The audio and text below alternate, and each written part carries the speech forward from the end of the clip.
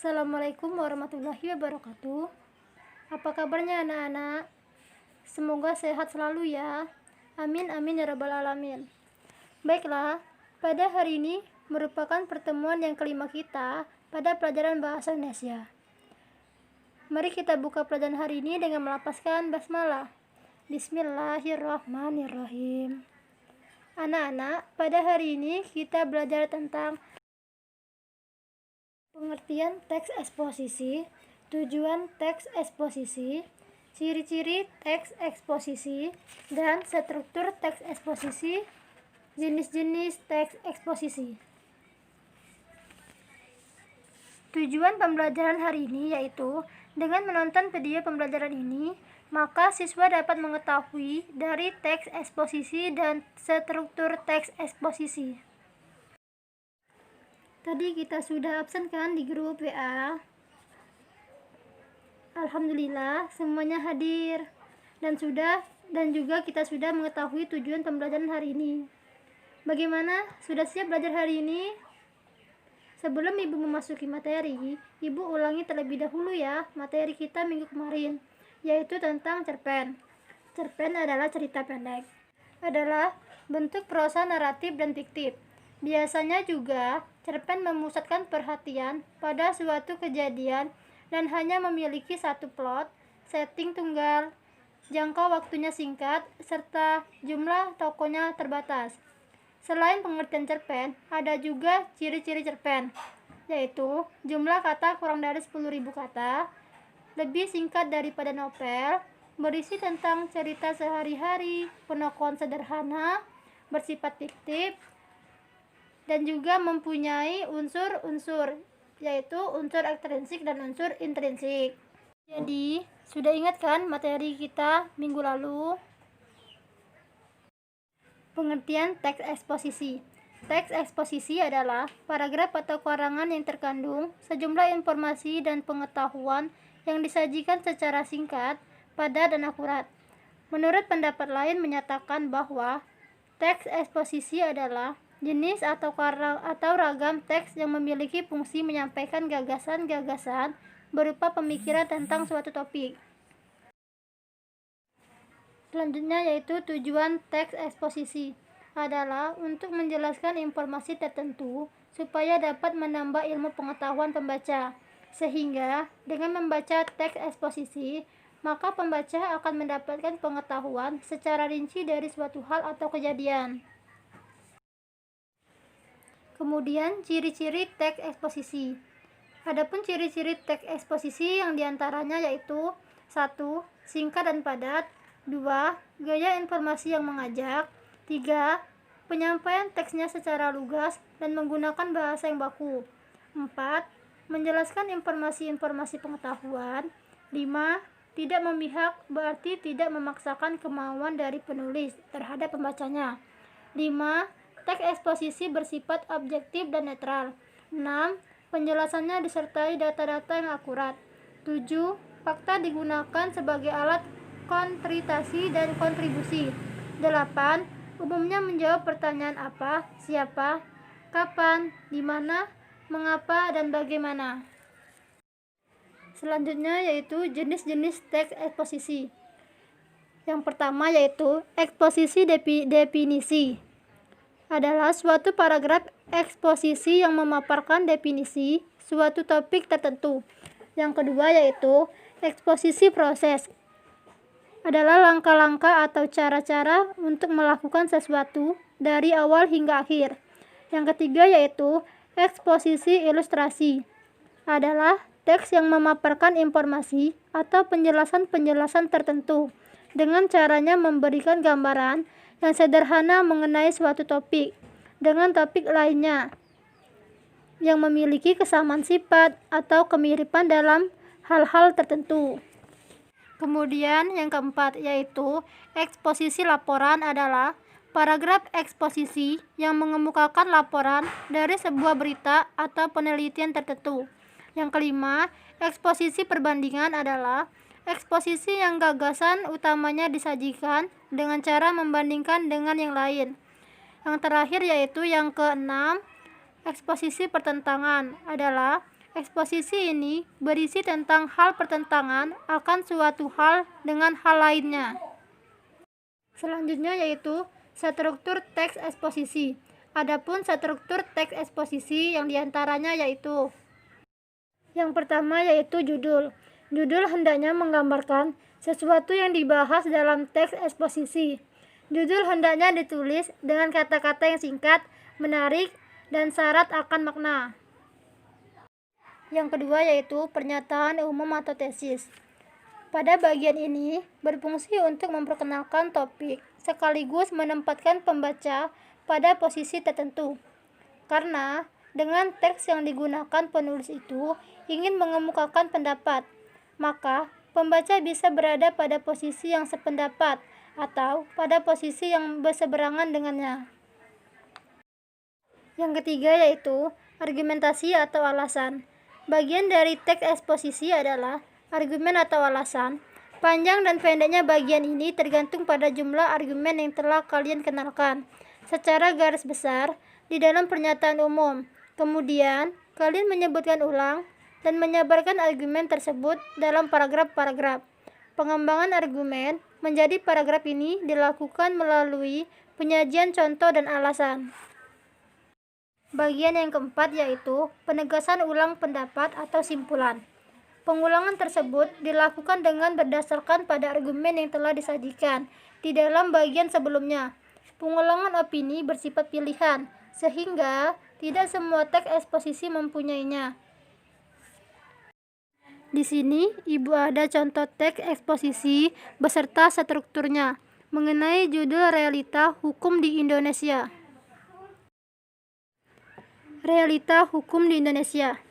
Tesis terdapat pada graf pertama, yaitu dalam hal ini sebenarnya hukum yang ada di Indonesia sebagaimana yang telah diatur pada undang-undang telah secara tegas mengatur hukum berbagai pelaku tindak kejahatan. Namun, realitanya seringkali terjadi ketidakadilan. Hukum yang merugikan banyak orang. Hukum boleh saja tegas, namun menjadi di hadapan koruptor. Selanjutnya yaitu bagian ketiga, penegasan ulang. Terdapat pada paragraf ketiga. Hukum di Indonesia itu bisa dikatakan hanya tegas di hadapan rakyat kecil. Sebut saja kasus yang pernah menimpa Nenek Asyani. Kasusnya hanya karena diduga mencuri kayu. Beliau terancam hukuman selama 5 tahun penjara. Sungguh tidak adil. Memang jika dibandingkan dengan hukuman yang akan diterima oleh koruptor. Sebelum Ibu memberi tugas kepada kalian, sampai di sini ada yang mau ditanyakan? Jika ada, silakan bertanya di grup ya. Nanti Ibu akan menjawabnya. Baik, pertanyaan dari Ami sangat bagus sekali ya. Dengan pertanyaan, perbedaan dari pernyataan umum dan argumentasi itu apa ya, Bu? Sebelum Ibu menjawabnya, adakah di antara kalian yang ingin menjawab pertanyaan dari Ami? Jika tidak ada, baiklah, Ibu yang akan menjawabnya. Pernyataan umum. Bagian ini berfungsi untuk memperkenalkan topik sekaligus mendapatkan pembaca pada posisi tertentu. Karena dengan teks yang digunakan, penulis itu ingin mengemukakan pendapat, maka pembaca bisa berada pada posisi yang sependapat atau pada posisi yang berseberangan dengannya.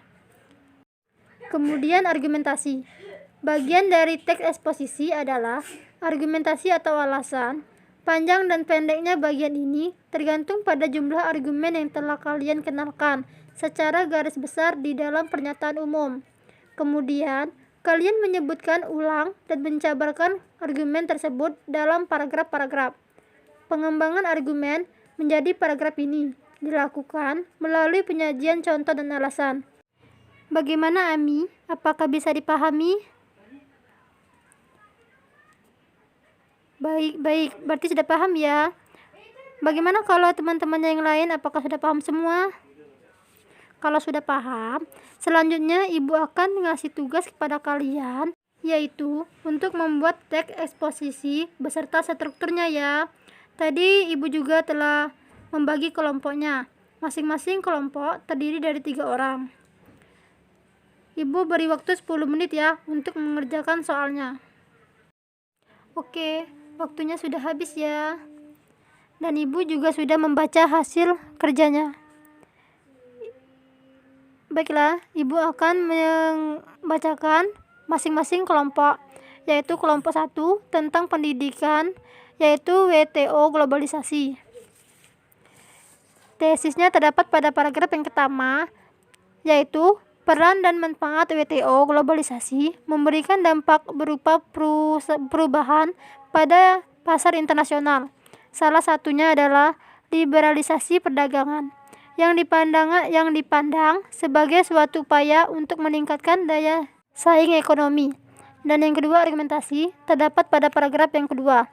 Indonesia yang menganut perekonomian terbuka sangat sulit untuk mengelak dari dinamika ekonomi internasional yang semakin mengglobal ini.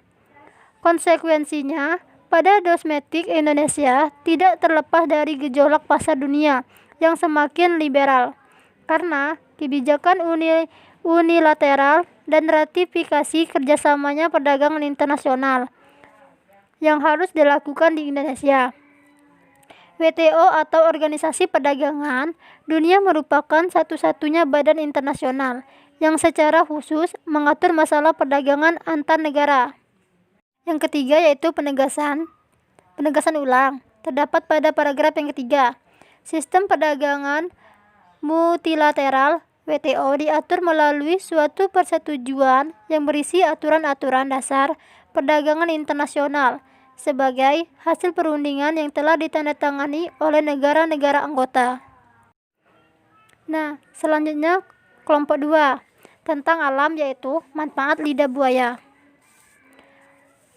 Terdapat tesis pada paragraf yang pertama, yaitu sejak zaman dahulu nenek moyang kita telah mengenal manfaat tanaman lidah buaya. Manfaat tanaman ini tidak hanya berguna untuk menyuburkan rambut, akan tetapi juga bermanfaat untuk kesehatan tubuh manusia. Sedangkan argumentasi terdapat pada paragraf yang kedua, yaitu walaupun sejak dulu dikenal mempunyai banyak manfaat, namun tidak banyak orang yang mengetahui bahwa tanaman ini dapat dijadikan sebagai komoditas yang sangat menguntungkan. Para peneliti mengungkapkan banyak sekali manfaat yang terdapat dalam tanaman lidah buaya. Yang pertama yaitu bagian tertentu dari tanaman ini bisa dijadikan sebagai obat yang sangat baik untuk mempercepat proses penyembuhan. Lidah buaya dinilai sangat ampuh untuk mengobati bekas luka karena cedera, ataupun luka karena terbakar. Yang kedua yaitu lidah buaya juga dikenal bersifat anti-inflamasinya. Dengan kata lain, tanaman ini memiliki kemampuan untuk memperlambat perdagangan karena adanya asam lemak. Mengoleskan gel lidah buaya bisa mencegah atau menghentikan perdagangan yang disebabkan oleh cedera dan lain sebagainya. Dan yang ketiga yaitu lidah buaya dapat meningkatkan pencernaan dan membantu detoksifikasi tubuh. Lidah buaya juga sangat baik untuk mengatasi sembelit. Wah, bagus sekali ya jawaban dari kelompok 1 dan kelompok 2. Tepuk tangan dulu buat kalian sendiri untuk mengapresiasi. Nah, berarti kalian sudah paham ya mengenai materi kita hari ini. Kalau sudah paham, dapat kita simpulkan mengenai materi hari ini, yaitu teks eksposisi. Teks eksposisi adalah paragraf atau karangan yang terkandung sejumlah informasi dan pengetahuan yang disajikan secara singkat, padat, dan akurat. Yang selanjutnya yaitu tujuan teks eksposisi, ciri-ciri teks eksposisi, jenis-jenis teks eksposisi, dan struktur teks eksposisi. Struktur teks eksposisi diantaranya yaitu judul, pernyataan umum atau tesis, argumentasi atau penjelasan. Terakhir yang keempat yaitu penegasan ulang atau simpulan. Nah, minggu depan kita akan belajar mengenai teks prosedur. Jadi, kalian belajar terlebih dahulu ya. Mungkin sampai di sini dulu ya pelajaran kita hari ini. Baiklah, kita cukupkan dulu pembelajaran kita hari ini ya. Mari kita tutup pembelajaran hari ini dengan melepaskan hamdalah. Alhamdulillahirabbil alamin. Wassalamualaikum warahmatullahi wabarakatuh.